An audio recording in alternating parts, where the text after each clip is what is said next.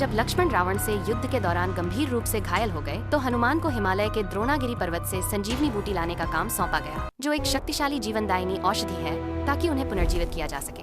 दूसरी ओर राम की सेना की हर गतिविधि पर नजर रखने वाले एक गुप्तचर ने रावण को यह रहस्य बता दिया। रावण को एहसास हुआ कि अगर लक्ष्मण की मृत्यु हो गई तो व्याकुल राम शायद हार मान लेंगे। तब रावण ने मायावी कालनेमी को बुलाया। कालनेमी मारीच का पुत्र था, जिसने रावण द्वारा सीता का अपहरण किए जाने के समय स्वर्ण मृग की भूमिका निभाई थी। जब रावण ने उसे अपनी योजना बताई और बताया कि कैसे रावण उसे हनुमान को रोकने का काम सौंपना चाहता है ताकि वह संजीवनी न ले सके, तो कालनेमी ने बार बार अपना सिर पीट लिया।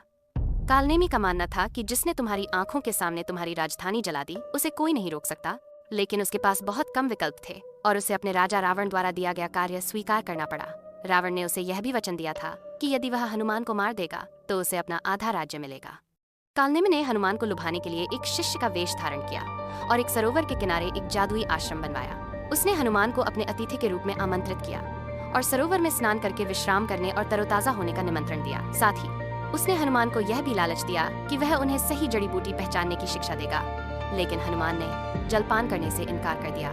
हालांकि हनुमान ऋषि को नाराज नहीं करना चाहते थे, इसलिए उन्होंने कहा कि वे सरोवर में स्नान करने के इच्छुक हैं।